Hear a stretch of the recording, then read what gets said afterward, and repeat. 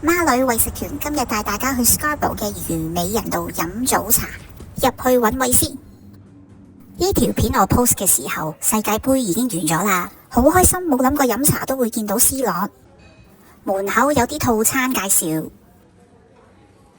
入到去個環境唔錯，又見到虞美人，跟住又見到啲擺設啦，有條小橋，影相就一流啦。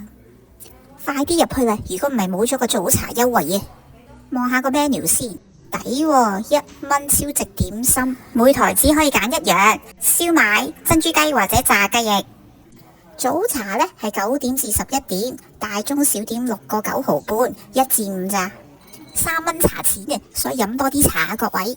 佢點心唔多選擇啊，大部分都係嗰啲睇下先，啲冷盤小吃啊、炒粉麵啊、菜類咯。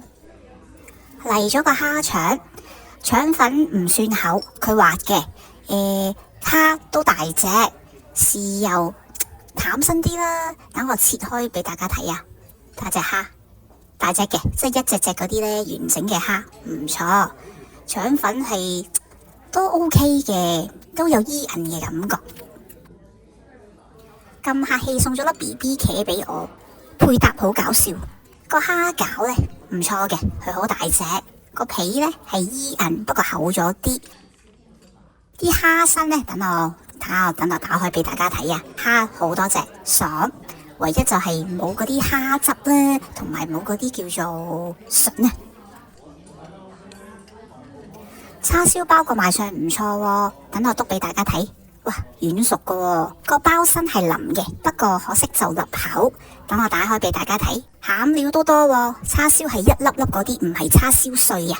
不過呢就偏淡，同埋佢用咗嗰啲鬆子啊，所以個口感就爭啲啲啦。呢個就係1蚊點心糯米雞，有2隻嘅，都算大隻。等我打開俾大家睇，睇下先啊，唔錯嘅，唔錯嘅。等我係咪啊？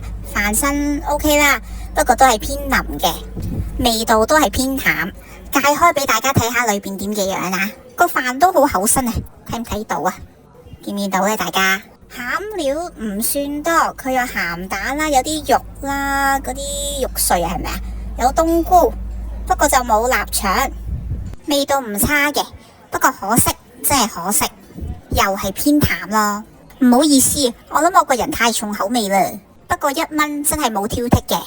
我見到我隔離台呢，嗌咗1蚊炸雞翼啊，超多隻，起碼有5、6隻，仲要好大隻嘅中雞翼啊，好後悔冇嗌嗰個。